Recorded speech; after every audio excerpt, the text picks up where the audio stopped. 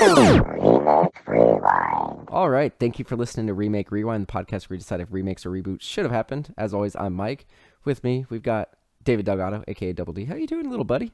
I'm a little sick, Mike. Bear with my voice, listeners. I apologize for any mumbling or any weird noises. And, yeah. Dude, you still sound pretty sexy. I know. I'm like Phoebe on Friends when she was singing Smelly Cat all sick. Yeah. I know exactly what you're talking about. Smelly cat, it's not your fault. Okay. Man, that was a pretty good harmony. Alex, I'm a little ashamed that you didn't join in. He wasn't introduced. It's our fault. Yep, that's true. But here's Alex. You guys might recognize him from our Star Trek episode. How are you doing, Alex? Welcome back. Doing good. I guess we liked you, Alex. I guess so. Well, you're all right. Oh, I like you, Alex. You're a cool guy. It lets me talk less, so that's cool. That's mainly why we brought him on, Double D. Yeah. I'd just like to say I'm only here because Mike did not accept my resignation on the Star Trek episode. That's right. I crumpled it up and threw it away. I wiped my ass with it. All right, so let's just get into it. So this week we are covering an 80s classic, and it's remake, of course. Duh, that's what we do here.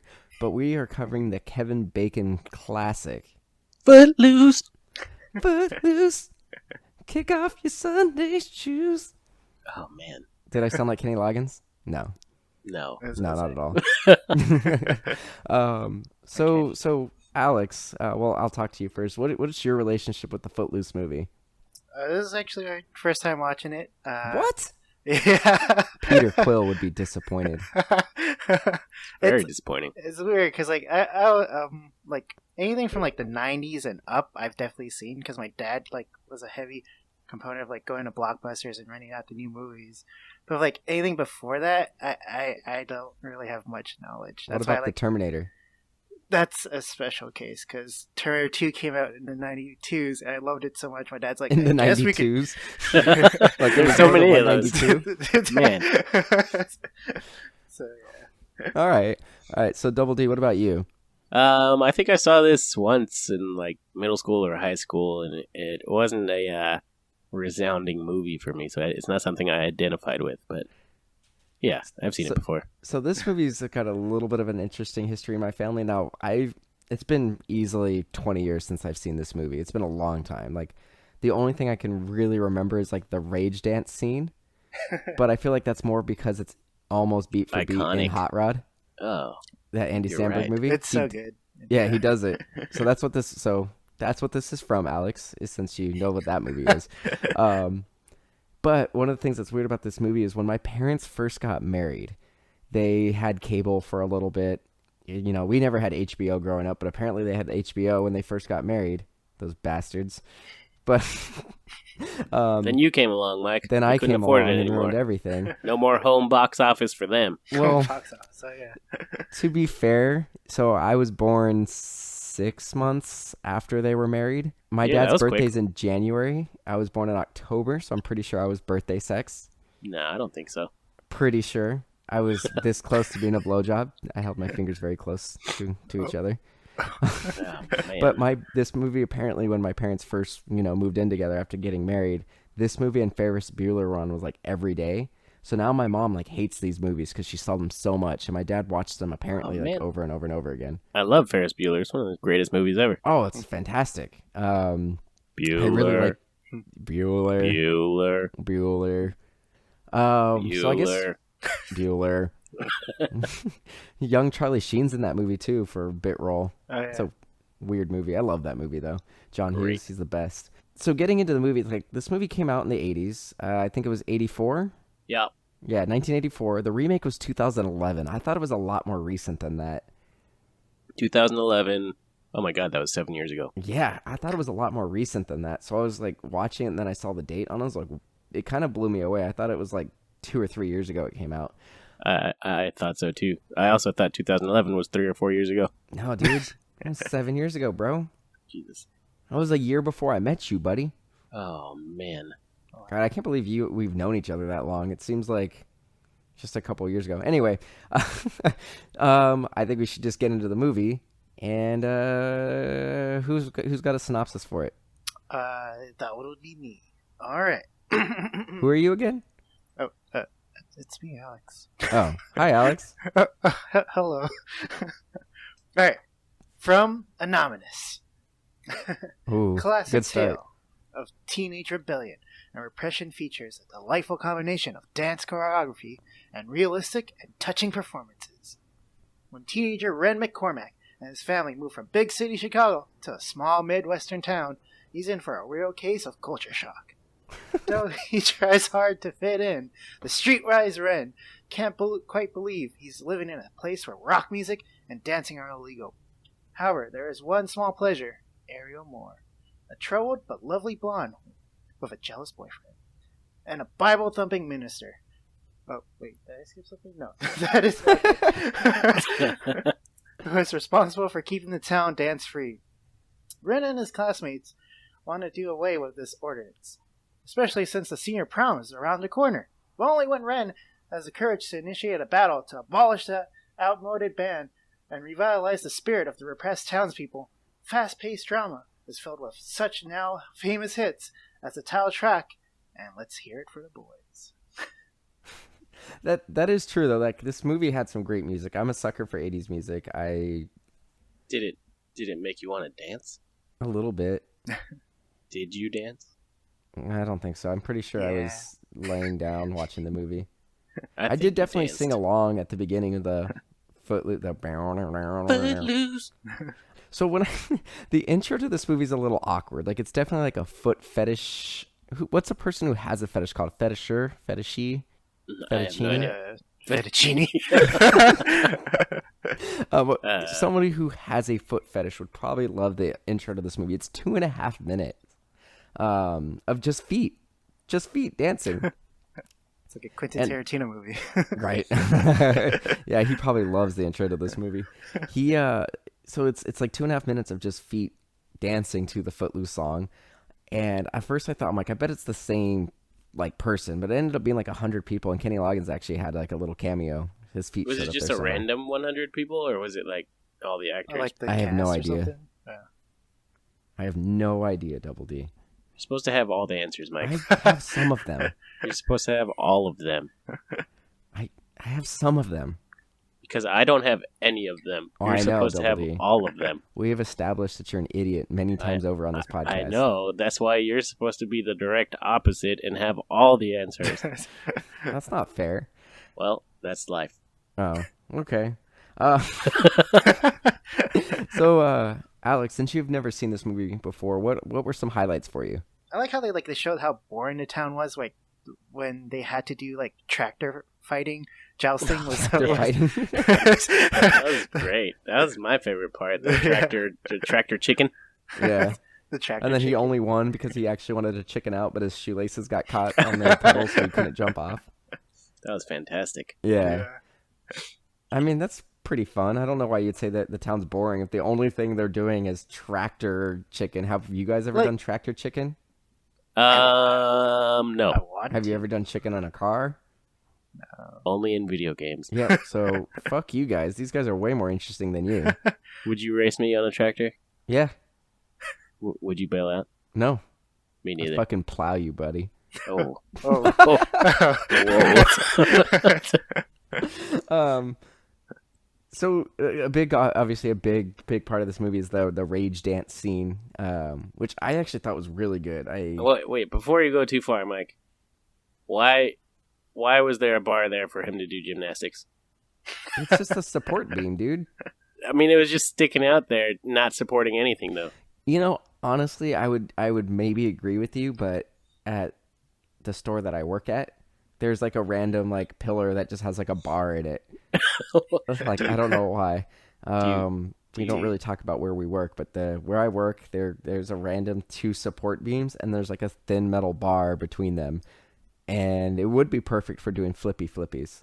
I think you should do that next time. I don't have the core strength to do it. No, you don't. I think it's just momentum. That's all you really need. Yeah, but you need core strength to start momentum. Kevin Bacon definitely had it. Yep. I mean, he's also Or super his stunt skinny. double. So the dance scene, it's funny that gymnastics part you talk about. He's doing like a rage dance. He's throwing broken bottles around, smoking, and he's dancing, and he's ripping his clothes off and banging against the walls. But he does this thing where he jumps up on this bar and he spins around, and then he flips and jumps off of it. But they show the jump from like 8 different angles, and so it's seriously like 20 seconds of him just flying through the air over and over and over again. Like they couldn't decide which angle they picked, so they put them all. They needed all of them. They used all of them. They're all good angles. But I actually really like that scene. And then, like, we'll get into the characters in a minute. I'll ask you, Double D, besides the tractor pull, like, or tractor chicken, what any other noticeable call-outs for you? I like how, getting on the characters too, Willard, how he met Willard, that was Willard's pretty great. good scene. When they just bump into each other in the hall and they start picking at each other, and then they just introduce each other like they're best friends all of a sudden. Yeah, that was interesting. So, like, I haven't seen this movie for a long time, and I honestly thought he was going to bump into him, and, like, because he's, like, a redneck, and a lot of times, like, in the movies, like, the redneck is kind of, like, a bully or, like, super ignorant and, like, is intolerant of other people's cultures. Yep. As evident of current events going on right now. Don't bully. But I honestly thought that he was gonna like be kind of like a foil against him, but he ended up just like they both said some smart ass remark, and then they were like, I don't remember exactly what they were in this one, but it's something along the lines like they're making fun of each other's outfits, and then like they just after making like, each doing like 2 or 3 like roasts, like they just reach out their hands, and he's like, I'm Ren, I'm Willard. And then they're just best friends. It's like that scene in Step Brothers, like, did we just become best friends? But yeah, they had a really great kind of back and forth and rapport.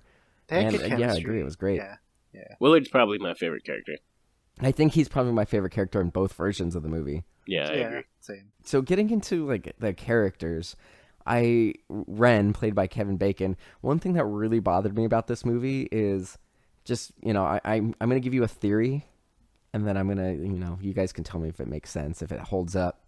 But Kevin Mike. Bacon actually was cast as the lead in Christine, that Stephen King movie where the car comes to life.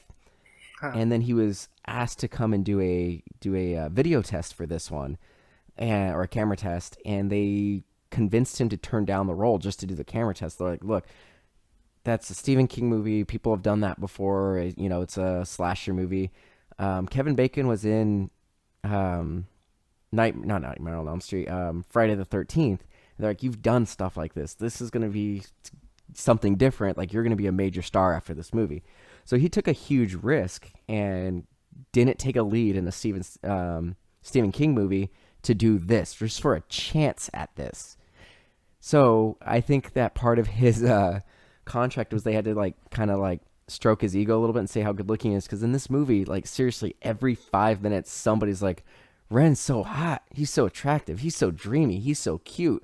Like 1,000 times in this movie they're talking about how handsome he is, and Kevin Bacon's pretty fugly. I mean, I think you just like him, and every time you heard someone say that he was good looking, you were like, I agree with that statement. But I don't agree. Mental with that. note I think he's of fugly. this statement.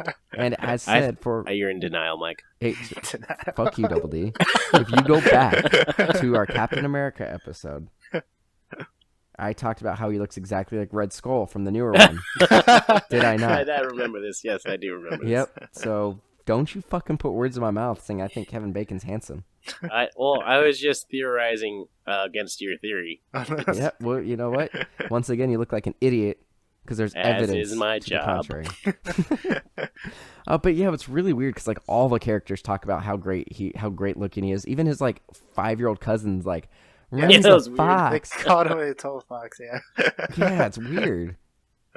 He's so cute. Yeah, it's really weird. Since we're on that note, can we talk about Laurie Singer as Ariel? Oh my God, she was a nutcase. What? I didn't think she was that attractive and shouldn't have been the main interest. No, that's crazy. Like, you would have thought at that time, like, Sarah Jessica Parker wasn't huge, but she was still starring in movies in the 80s. I thought as soon as I saw her, I thought it was going to be her as the lead. I also thought this. And I also thought that, so at the very beginning of the movie, there's like a little party, on like the outskirts of town, and there's like a car and a truck, and they're like driving down the freeway, and she climbs God. out of the car and does this thing where she puts like one leg on one car, one leg on the other, and is just driving down. And then you see this big rig coming, and like they're basically playing chicken with this big rig. And the big rig saw them coming miles away, like was like honking. Like he could have stopped, right? But he doesn't. So like, you know, he's to Well, blame, he was but, coming downhill. Maybe it would have been really hard for him to but he stop. still could have for 2 attempted. miles. He didn't even brake. It seemed pretty far. Like I think he could have at least like tried or something, or just It like was like 30 seconds after they saw him that kept going. I really thought she was gonna die. I thought this was so the reason that they have the ban is because there was an accident, like a drunk driving accident. Yep. And I thought this was the scene where they were going to do that, like show the ban, like, oh, this is why they banned, because a bunch of teenagers died being stupid at playing, you know, getting drunk, listening to rock and roll, having sex, and then getting into car accidents. But it wasn't. So like I thought that was the case, but it was kind of weird that nobody tried to get out of the way or anything like that. So see, like I like thought Chuck was a really good boyfriend at that point because I was like, it was my situation would be like, how much do I love this girl that I'm gonna smash into a big rig for? Wait. You like Chuck? At this moment. why would you like him? We still endangered her and let her do this dangerous stunt and was driving on the wrong side of the road. He is reckless. I mean, like she was just climbing over. I was like, I didn't think that was a big deal. I'm like, oh, that's tame. That's all that right. happens to Alex all the time. That's just You like a guys are just Saturday talking- afternoon to me. But So I just want to point out, once again, you guys are saying these people are boring, but they're doing these crazy stunts, which neither of you guys would even attempt. Don't say no, you I guys. didn't say that Alex they were said it. boring. I said the town was so boring that they have to do like tractor fights and this. So it makes sense that, you know, that they want the dancing back because there's nothing else for them to do that's sane. So, still talking about Ariel. So, what Double D, just kind of talk about what you said a little bit more, like how she's not attractive. Now, we're not sexist. We don't normally like to talk about people being attractive or not on on our podcast, you know, because we're good But she's people. the main love interest. But we'll just kind of, you know, give you someone to agree with you. I was watching this movie. Katrina came home in the middle of me watching it, and it was the very end of the movie when they're at the prom, and she's supposed to be all dolled up, like looking amazing. And my wife was like, "Is one of those supposed to be a teenager?" It was because she was talking like Ariel was talking to her mom. She's like, "Which one's the daughter? Which one's the parent?" She's like, "They both look like they're 40." And I like she did look like she was 40. But this is an 80s movie, and high school students always are in their 30s. Well, her square shoulders didn't really help. It's the 80s. They have shoulder pads. There were no shoulder pads on those dress, Mike. Oh, the dressing. The dress was like shoulderless. She's looking like Shredder. With just bones. Shredder with bones. No steel spikes. So Spike from the X-Men? Yes. Exactly. Cool. Ariel Spike. The other thing about Ariel, she's like, so not only did she do that weird stunt at the beginning, right? Like super dangerous and reckless. She's fucking psychotic. She almost killed herself in front of a complete stranger. Well, yeah, with the train scene. Right. Yeah. Yeah, right after the rage dance, like she's somehow like she like follows Ren there, and like they have like a weird conversation about how like she's like, "You want to kiss me?" And he goes, "If I do that, your boyfriend will like break my ribs or pull my heart out through my ribs," like or something weird scoop like my that. lungs out with a spoon or something. That's what it is, right? Yeah. And then she, like, because he won't kiss her, she like goes and stands on like the railroad tracks, and Kevin Bacon has to push her off. Like she was gonna kill herself in front of. She did basically a explain stranger. why she was on the track. She said they would do that sometimes and scream at the top of their lungs. Yeah, but she wasn't gonna move. Like he tackled her and Yeah, barely he got totally her out of saved the your way. life. Maybe For she sure. was testing him.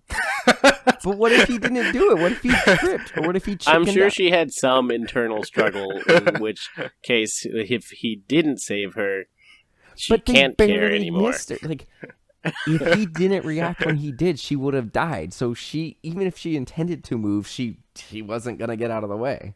She overestimated her athletic ability. No, She she's a fucking can crazy generate person. good momentum of those shoulders. You know, just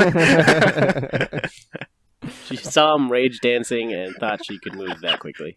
No, she can't. Obviously. So to kind of like, actually feel really bad for Ren's character in this movie. Like, he was treated like shit the entire movie and did nothing wrong. He came to the town. That's what he did wrong. So like, he comes to the town and he doesn't know anything about this town. Like, his uncle, so him and his mom come and move in with his aunt, uncle, and his little cousins, right?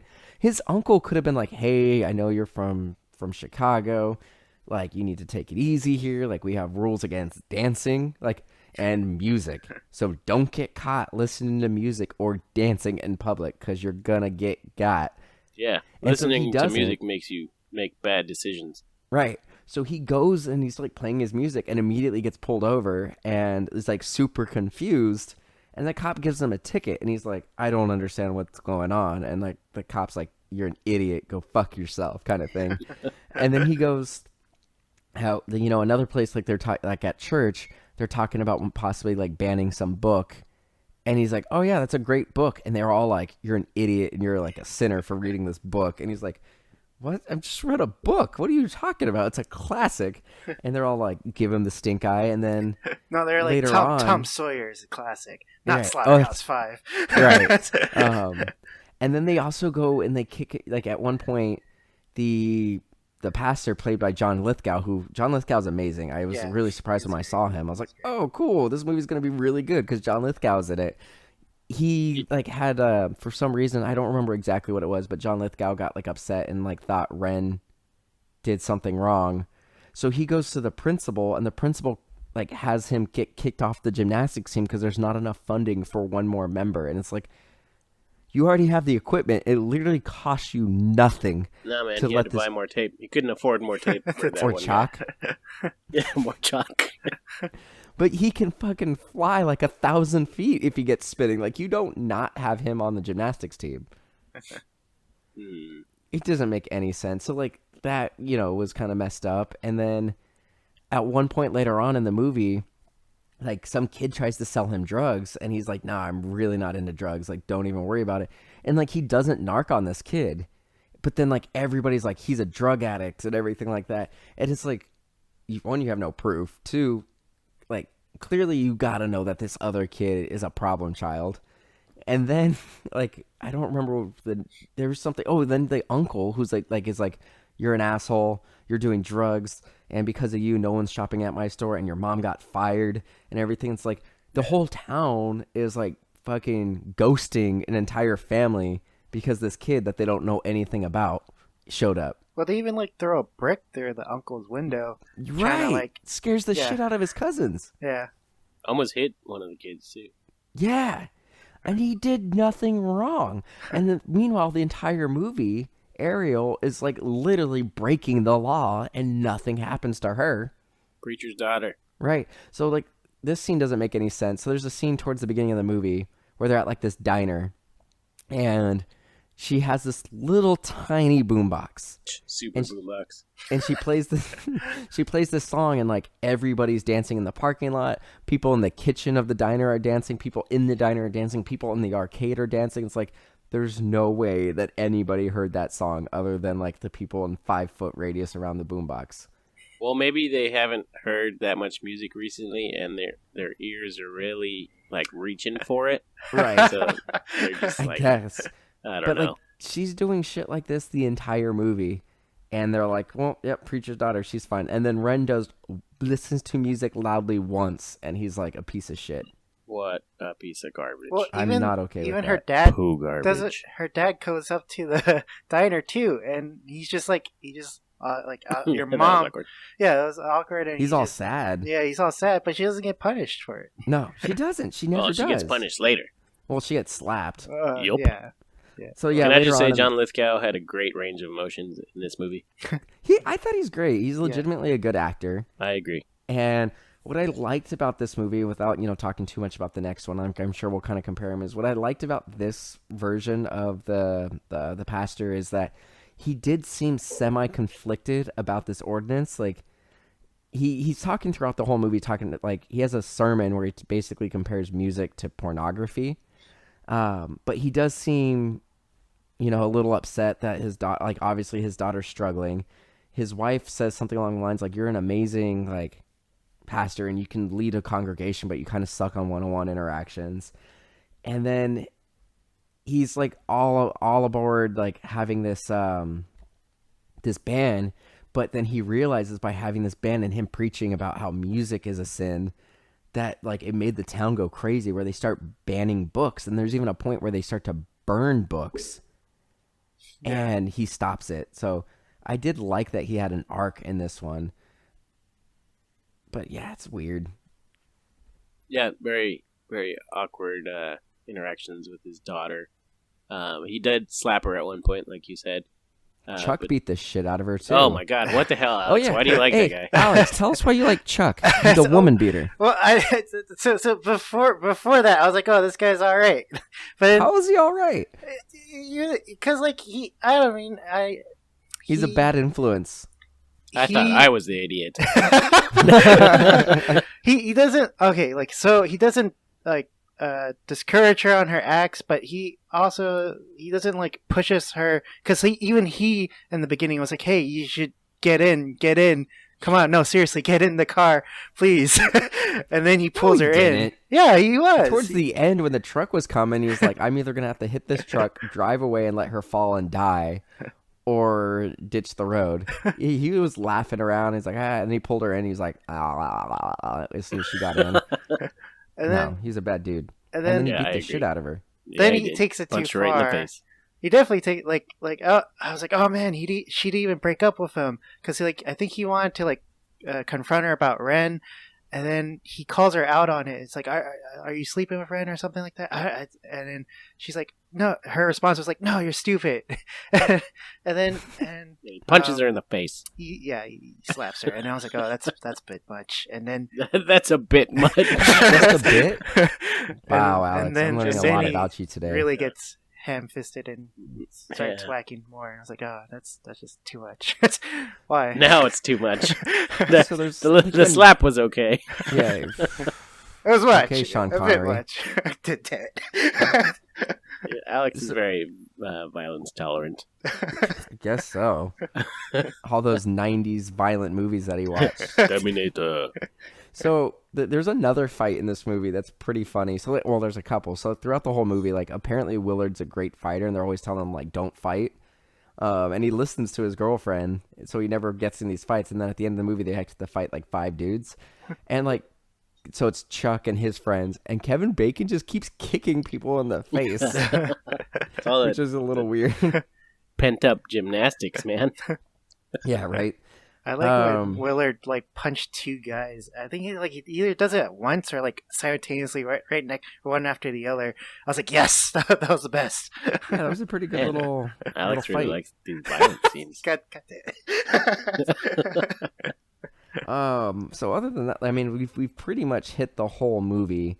What's funny is this week, while covering this episode, I actually saw several references to this movie. So I watched Infinity War again. Of course, they explicitly talk about this movie and Kevin Bacon. And Kevin Bacon. The other Star-Lord, a.k.a. Peter Quill, talks about him.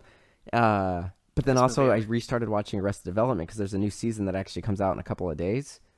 And in like season 1, there's a point where Portia de Rossi's character, Lindsay, says to Michael, played by Jason Bateman, something along the lines of like, man, you're just like the mayor of the town from Footloose. And I was like, that's really weird that I get these 2 references like the week that I decided to watch this movie. So, yeah. Yeah. A couple of facts before we move on. You guys want to hear some facts? Yes. All right, so I'm just gonna lay on some facts for you. Wait! I'm not supposed to know anything. Let me take off my headphones. Well, no, you're supposed. The whole point we do this podcast, we discussed it during the Star Trek episode, is that we felt like you're too stupid, and we teach you things on this podcast. So listen. Oh, okay. All right. Take off my headphones. Yeah. So, one of the things in a recent interview, Kevin Bacon actually said that anytime he goes to a wedding, he'll actually go to the DJ and give him a bunch of money to not play Footloose, because every time he's at a place with music, people play it and expect him to dance to it. Footloose. I feel like I would immediately break into that shoes. song upon seeing Kevin Bacon. Right? The other, oh man, where'd my note go? So the scene with like, let's hear it for the boys with Chris Penn dancing. Those vocals. He really can't dance, so they put this like they taught him how to dance and they basically filmed it and put it in the movie. So another little fact about that, and that's all I care about. Great montage. Right Yeah, there. that was a great montage. That's why I said it. It was good. I do have a question for you, Mike. Yes. How does Genesis know when to stop?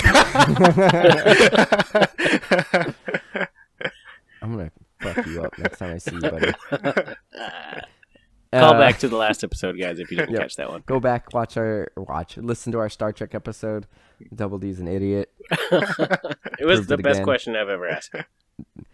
No, I missed your questions back in the day. Like you had some like deep philosophical ones, like, what kind of enhancements did you have? Like when we did Ghost in the Shell, and then you had like another one for like Total Recall that was pretty good. You used to ask good questions. Yeah. That made me think. Oh well. Yeah. Oh, I got the notes Footloose. for the jokes when Willard and Ren first talk to each other. They talk about like you need a comb, and then Ren says to Willard, "Nice hat. Do they sell men's clothes where you got it?" Oh yeah. Classic joke. That was pretty good. All right, so I think we should move into the new one, the 2011 remake. Double D, you got a synopsis? Yeah, I got Summary? one for us. Nice little summary from Olivia Meadows. Mm. Being Sorry. a teenager is tough, and no one knows this better than Ren McCormick, a city kid with a strong feeling for music. Ren's life changes when he moves to a small town where rock and roll and dancing are criminal activities. When Ren falls in love with the Reverend's daughter, Ariel Moore, the music pauses and Ren needs to shape up or make dancing a legal activity once again. What? Shape up or make music? Those are It his almost two seems options. A rom-com where like the woman says like, I'm not going to be with you unless you dance kind of thing. Like that. Like the way that makes it set up. I mean, it's not wrong. I guess. What did you guys think about this movie? First impressions. It cleaned up a lot of stuff from the old one. I agree, but it also like complicated it and made other things that don't really make sense. Yeah. And I Yeah. guess we can like get into it.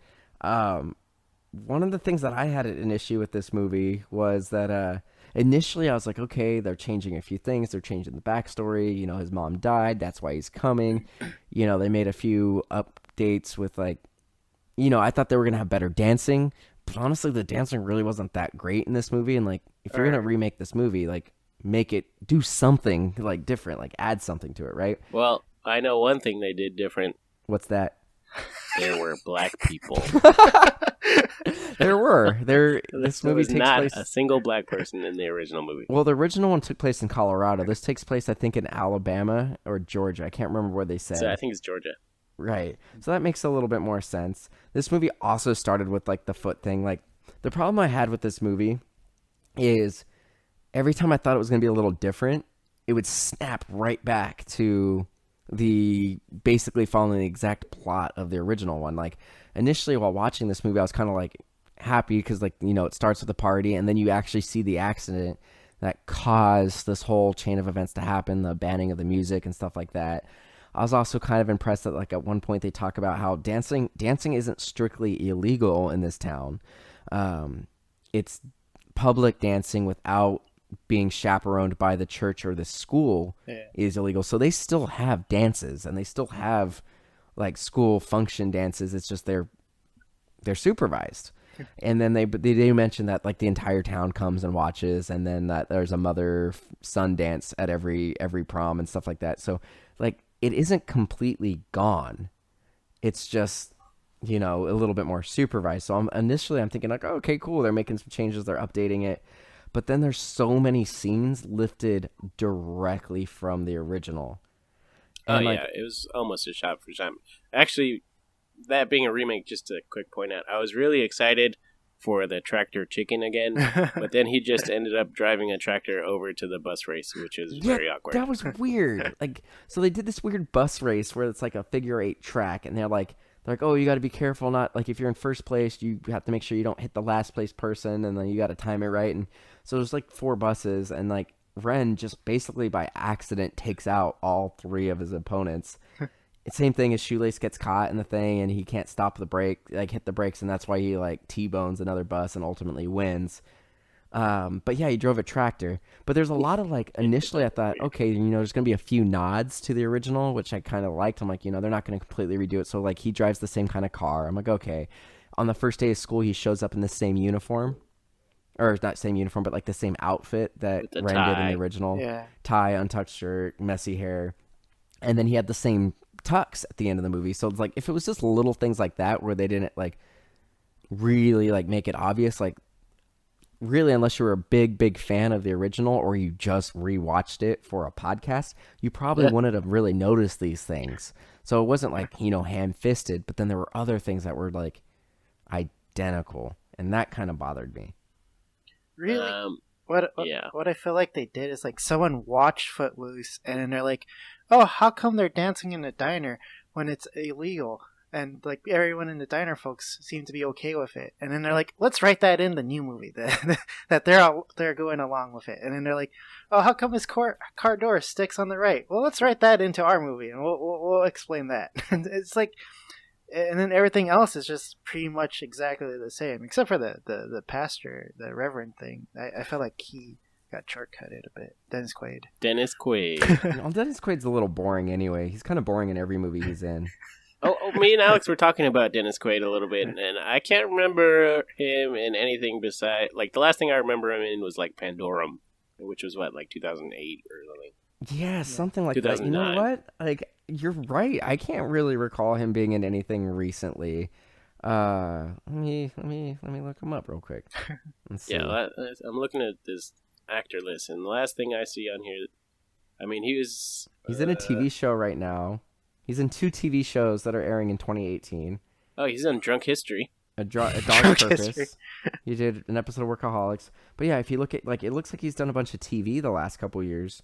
But the last movie big movie he did, besides that A Dog's Life or whatever that just came out, Movie 43, which is a bunch of cameos. Playing for Keeps. I don't know that. Yeah, it's really like 2012 was like the last time he was doing like big movies. So weird, yeah. He hasn't been doing much, but I mean, he works a lot. Like it's not like he needs to work. Like he's got money. Well, I'm sure. Whatever. Good for you, Dennis Quaid. Yeah, there's certain things that I also kind of thought were gonna come. Like you guys kind of mentioned, like cleaning things up a little bit, and I thought we're gonna, maybe come into play. Like at the beginning of the movie, he comes into town and he goes to his uncle and he tells his uncle, like, hey, I really appreciate you taking me in after my mom died. Like, I want to contribute. Like, I can work at your store or at your auto dealership. And he's like, I can't afford to pay you. I'm going to go, I'll go, I'll get you a job over at the cotton mill, right? And it's like, he just wants to help. Like, you could have used him as free labor. That didn't really make sense that he didn't do that. And then there's a point where he, like, the uncle gives him a car. And it's the same Beetle that Kevin Bacon drove in the original. He's like, if you can make that run, you can have it. So I'm thinking so fast, right? Yeah. I mean, it was pretty cool. Like he jerry rigged it with like a string is now the accelerator and everything like that. And he also like took apart a speaker and then put it into the car and made it work. And then so immediately got pulled over. Yeah. And like, but you think that maybe will come into play? Like maybe like I thought that was what was going to maybe happen is as the town folk get upset with him for trying to change things. Like maybe they go and vandalize the uncle's business and he has to put the cars back together and like. That makes them come together because in the original movie, the uncle's a dickhead and like is basically like, you're a terrible person, nephew, and like you're lucky we took you in, but you're fucking my business and you fucked over your mom and like my daughters are worse for knowing you kind of thing. But in this one, like the uncle is super friendly and supportive the entire movie. He took over the mom role essentially. That's what happened, right? And so like they took away a major part, like major struggle for Ren, like. He didn't have nearly as many obstacles as he did in the original. Like everyone like hated him, but he actually had more friends in this one. So not only did he have Willard and Ariel and Rusty, but he had like the football captain and the football team was his friend. So like he had more friends in this movie. His uncle was supportive of him. And like they did this whole thing to set up him being like a car whiz, a mechanic, and it never comes into play again. It Even I'm thinking like, it feels like it came out of like a different movie. Like I did like if it was a movie about cars or like Fast and the Furious, I guess, or something like that, it would have been like, oh, this is neat. We see that he's actually capable around automobiles and he's like resourceful, but it never comes into play. or if it came into place like in that race sequence, like if he was losing and then he does something with the car, like he jerry-rigs something and then he gets a little bit more juice out of it and he wins, like if it came into play, it would make sense, but they add these extra dimensions to the character and then it doesn't do anything. Yeah. So like that was a little weird. The uncle being supportive took a major kind of like thing away from him. Like this guy didn't have to struggle as much as Kevin Bacon's version of Ren. So that was weird. Let's see. I There's a like few other that things. his uncle supported him though. Because I found it like refreshing. It was nice. Like, yes, he didn't have that struggle, as you mentioned, but it felt different because like he wanted to bring dancing for like it was like a different reason. I felt compared to like his motivation in the first one where he wanted to do something for himself, right, or something like that. And this one, it felt like he just wanted to do it for his friends. I felt like it was pretty much the same because in the original one, there was actually more about the town getting involved and passing out flyers and like everybody showed up to the meeting. And this one, like, I don't think it was quite as big. Like, I felt like that was about the same, but like you guys said, like they tried to clean up some things, but then it kind of like complicated things a little bit more. They also like give him this boss who's like super friendly and takes care of him and like offers up his mill for the prom at the end. Ends up fighting somebody at the end. Yeah, dude, he pulls a Mr. Miyagi and assaults a teenager. Like that's not okay. Oh, it's totally Like, okay. Dude, It's okay in my like, books. He's lucky it was 2011 because in this day and age, like he would have got shot by the cops. Well, no, that was one of Chuck's friends, right? So Yeah, but some of they're Chuck's of friends age. were in high they're school. they're like 40. Well, Chuck looked like he was 40. His hairline was receding. He looked like he was 40-year-old, but his friends went to his high school. They tried to sell Ren drugs. Oh yeah, Yeah, rich. that's true. Right. You're right there. So that was weird. Chuck was a much bigger dickhead in this movie. Yeah. Yeah, I'll agree. Even Like- though, he wasn't as violent as Alex's Chuck, but I mean, he played a much bigger asshole. I think No, he was definitely he like worse. throws her on the floor. Like he Yeah, starts. I mean, so he it's didn't like- punch her in the face though. Yeah, he did. yeah, He did. She had a Yeah. he hit her too in this one, and like she had Yeah, he she actually had a punch black her. eye in this one. He Like slapped there's a her, whole I scene thought. of him like trying to cover up her makeup and stuff like that. There's also like a really fucked up dynamic in this one where there's like they move a few scenes around, like that diner scene where they're playing the music. It's a little different in this one where like somebody gives the cook a CD and he's like, all right, I'll play it, but if any adults come by, I gotta shut it down and say you guys snuck in or something like that. Snuck in But, that like- CD and put it in my PA system. Right. So a bunch of people are like stomping the yard, and then all of a sudden they're like, Willard's like, hey, I told everyone to stop dancing so we can see how you dance, Ren. And so he does like a little dance, which really wasn't all that impressive. I didn't Like it was No, just it a little wasn't. I was popping like, and locking. And then him and Ariel start grinding, and then like she's looking right at Chuck, windows to the soul, and then Chuck looks at Ren, and then Ren stops like, what the fuck are you doing? Like if you're gonna perform, like you can go. I'm not gonna perform for him. What the fuck is this? So he's like kind of like calling her out on her bullshit. Yeah, he's like, you can put a show on for him, but I'm not gonna. Yeah, and so like I was like, yeah, good for you, man. Like respect to yourself. Yeah. But then, like later on, Ariel goes with Chuck like after the race. So like this is a little different. Like this little dangerous stunt is a little bit different. Like Chuck's dad owns a racetrack and he's racing, and she goes out in the middle of the race and like climbs on the car like halfway through and is waving the flag. And her friend Rusty is like freaks the fuck out. It's like, what are you doing? You could have died, and like it's like crying and is super frantic. Like super overreacting, I was like like, nowhere oh, near as this that- dangerous. that- as that the was original. so But tame. Oh yeah, but I mean, this also makes it seem like this isn't the first time she's Like done it's a something pattern. that's stupid. Yeah, exactly. She was Right. like pissed about it and was like, "I'm done with this shit." Yeah, like I get that, but it's just like I think if you just watched it you're probably right. You'd get that, but like with the context of just watching the original one, it doesn't seem nearly as bad. No, not at all. But anyway, so like right after that scene, like Ariel, played by Julianne Hough, who I love. She's gorgeous. She much more attractive than the one from the 80s. But she's like, they're like, you see them like making out, right? And like he starts to put his hand up, and like that classic scene. It's in so many movies where like creepy guy's making out with a girl and then like tries to feel her up, and she's like, stop, and then he does it again. She's like, stop, and everything. So she's like, so she keeps saying like yellow flag, like slow down, right?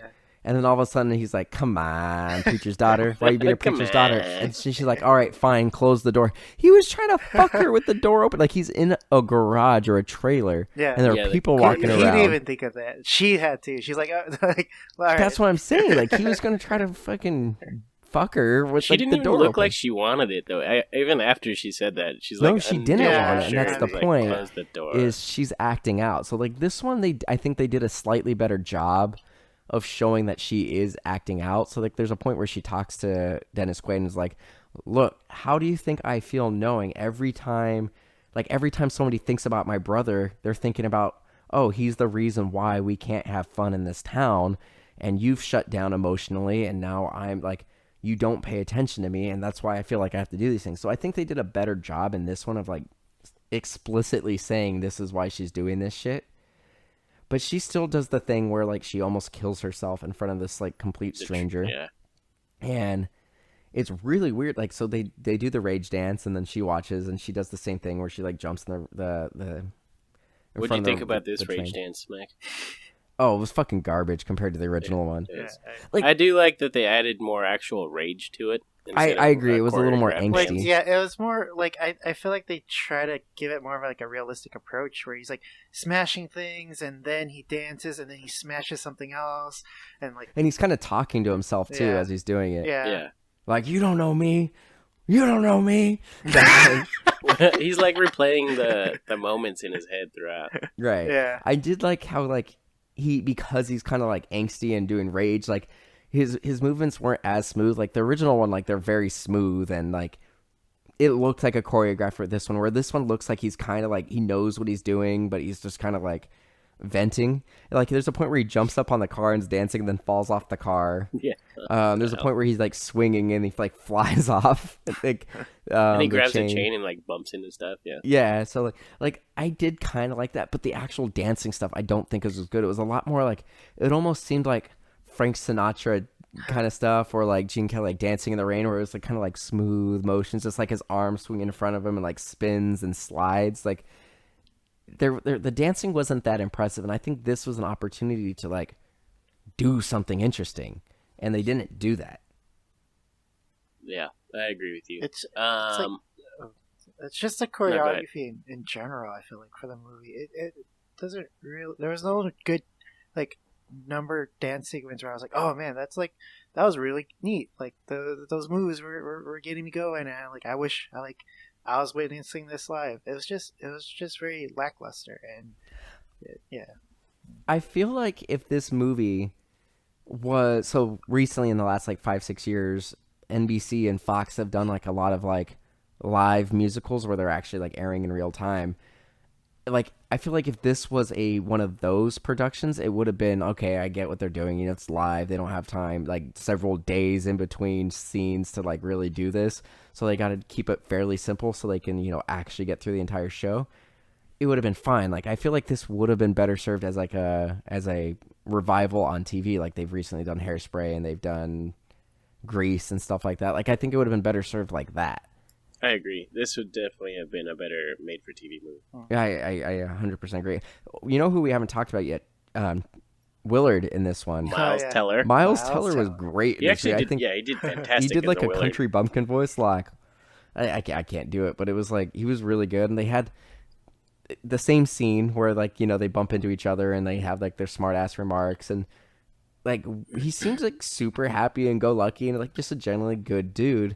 And like some of their interactions I actually liked better than the original. So like they're in the original, there's a point where he's talking to Willard and he talks about how he went to this club and he was like dancing with these girls and like they were buying him beers, and then like she like takes him out to her car and like fucks him in the car, right? And he's like, really? He goes, no. And this one, he talks about how because he was such a great gymnast, like they went to like this international tournament, and these Russian girls like have a threesome with him, and they keep saying like, I don't remember what the word was, but it was like some Russian word, and it was like Chechnya or something like that. I don't remember what it actually was. Let's see, I think I wrote it down. Oh, it was like hernia. Yeah. Herna. And I was like, what's that? He goes, it's Russian for bullshit. And he's like, what? What are you talking about? Bullshit? Why would you say that? What? Why would you say that to me? Oh, you're bullshitting me. Yeah. See, I kind of agree and disagree. Like, I feel like the dialogue is a lot between them is a lot more sharper and funnier. Like how they first interact. Like there's a funny like joke too, or they're like, oh, like you should have been wearing like an orange vest or something. Because he's wearing a camouflage I didn't shirt. see you because like he bumped into him. I feel like the dialogue's more sharper, but like the chemistry, like between the lead and Miles Teller, I didn't feel like it was. I just think that's because the guy who played Ren in this one is not he's not really an actor. Like he's been in a handful of things, but he mostly has done dancing and background dancing for like big artists. So like this was his first major role, and I think he's just a shitty actor. Yeah, he's no Kevin Bacon. Yeah. No, not at all. Miles Teller did great though. Yeah, I was thought he actually was great in this movie. watching this with Amy, and she has like an unbeknownst grudge against Miles Teller, and she actually liked him in this movie, which was saying a lot. Doesn't like Miles Teller either. I don't get it. Like, I think he's fine. Like what's funny is like in this era, like 2011 to like 2014, before he did Whiplash and kind of like became a legitimate actor, he was doing a lot of these teeny bopper movies. He like did this. He did like, what was that party movie? I can't remember what it was called. Project X. Project X. Yeah. He did like the Divergent movies. So he was doing like all these like teeny bopper movies, and now he's like considered a legitimate actor and a good actor.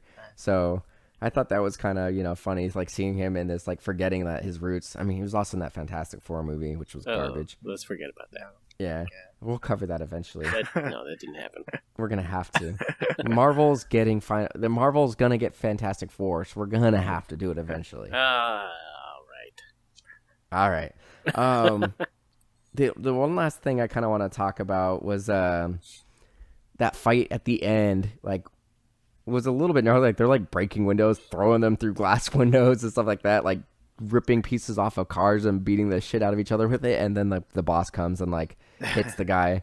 But then they do like the climactic scene, like, or they're not the climactic, but the finale of the original one was the prom, and there's this iconic line where Kevin Bacon comes in and he's like, "Let's dance," and then they start dancing. Like in the original one, we didn't talk about this scene. Like he shows up, fights Chuck, and then he goes in and nobody's dancing. Yeah. And then he goes in, "Let's dance," and then everybody dances. In this one, they have the fight. He walks in, and Ren kind of goes to the football player because it's just like Willard and Rusty dancing, and then the football player and his girlfriend dancing. And he's like, "Hey, get your guys." So like the football captain like goes and like does this little thing, like huddles and like, "All right, we gotta like do this," and uses all this football lingo. And then they start dancing, and then like it starts to slow down, and then Ren is supposed to do his little thing, and he's like, "Let's dance," and there was like no energy to it. And one of the facts about this movie is that scene took 28 takes. That was the best take. And it was so anticlimactic. Like, it was so lame. Like, I feel like I did a better job at it than he did, and that was like an impression of him doing it poorly. And like, what was weird is that scene was a pain in the ass to do because they originally had like a different type of confetti, but it was too heavy, so it didn't rain down. So like when they were shooting the scene, they're like, "Oh shit!" So they had to go get new confetti made like as they were filming, and so they didn't have enough confetti to do multiple takes. So they literally had to vacuum it all up, clean it up, and then shoot it over and over again. And this guy, they did 28 takes because this guy couldn't fucking deliver the line, "Let's dance." Fucking bitch. Let's dance. Amazing. Thank you. Let's see. Anything else on this you guys want to talk about? No. Nope. What about you, Alex? Oh, I got one more thing, but I'll let you go. I really, so like the one I thought was like a really good comparison between the two is like the courtroom scene with Dennis Quaid's performance and John Lithgow performance. Like when Ren gives his speech and he's like, "Oh, and in the Bible it says like in Psalms, dance," or something like that.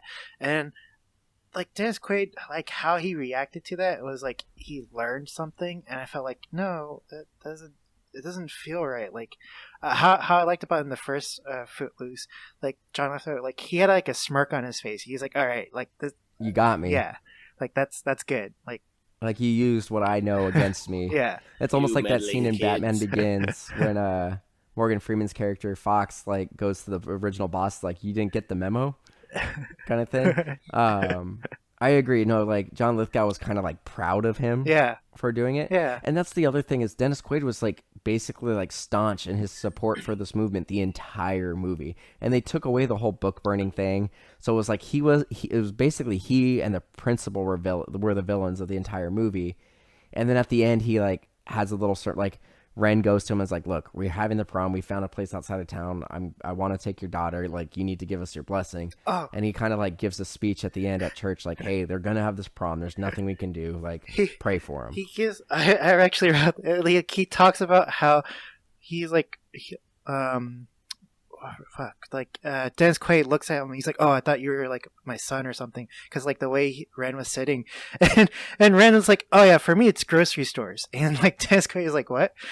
He's like, "Yeah, whenever like I hear a mom calling out for their son, it just gets me going," and I'm like. How often are moms calling out Ren for him to be flashing back to his mom? That's true. That's funny. One last thing that I noticed, and it was kind of weird. So the original one had some great music in it. So it had, obviously we talked about Hear It For the Boys, Footloose. The other song that it had was just like, I need a hero, something, and then the night. It's also in Shrek 2. Yeah. This movie, the newer one, actually took a lot of the music and like changed it. So it had the original Footloose version at the opening, and then it had like a country cover at the end. It also had that song that I just sang, like, we need a hero. It had it two different ways. So it had like a slow kind of like country version at the beginning of the movie. But then like the racing scene, it had like a metal version without the lyrics. So it was like, and then like in the beginning it was like this like almost like a ballad version of it. And then at the end they had I already talked about the cover, but they took all the big songs from the original. Let's hear it for the boys. Like this one was like a karaoke version. The girl, like the little cousins were singing it. So like they took all the music from the original and put it in the same scenes. They just changed it. So like this movie just ultimately like I kind of liked the beginning how it was showing different things. Like the first 20 minutes of this movie, I was like completely on board. I was like, all right, it's got the same basic skeleton, but it's changing things. But like once it got to the car and then he got to school, it became exactly the same movie. Yep. They tried to clean things up, but they just made things muddier. But yeah, all they did is they set up a bunch of stuff at the beginning that never paid off at the end. Yeah. So, what's the verdict here, boys? It didn't need to happen. Nah. No, I agree. Or if it did, they should have. Apparently, like this was going to be a musical, or there is a musical version of this on Broadway. Like they should have just filmed this for TV and just made it a TV production. So when it sucked, they could like, hey, it was for TV and it was live. Well, good job, Miles Teller. Yeah. Yeah. Not good job, Dennis Quaid. One last little funny story. So on Facebook the other day, somebody posted something about Footloose, and then Katrina like commented like and like tagged me in it like, oh, Michael just watched this, not Footloose, sorry, Flashdance. And so Katrina like tagged me. She's like, oh, Michael just watched this. It looked terrible. And I had to like comment like, honey, I watched Footloose. She goes, aren't they the same thing? And I'm like, no, they're not. No. So yeah, that's not how movies work. Nope, it's not how movies work. All right. Anything else, guys? Nah. All right. Cool. Footloose. Footloose. Kick off your Sunday shoes. All right, I'm done. Anyway, thank you guys for listening. You guys can check out everything that's MDXpods related at MDXpods.com. We're also on Twitter and Instagram and Facebook at MDXpods. You can also check us out on that Vero app. Nobody uses it, so don't worry about it. Kicking a buck at patreon.com/MDXpods if you want to support the show. Also, check out our other podcast, Ruin My Childhood, with me and Katrina. And go to audibletrial.com/MDXpods and get a free audiobook. That's it. Cool. All right, guys. Thanks for listening. Later, dudes. See ya. Bye.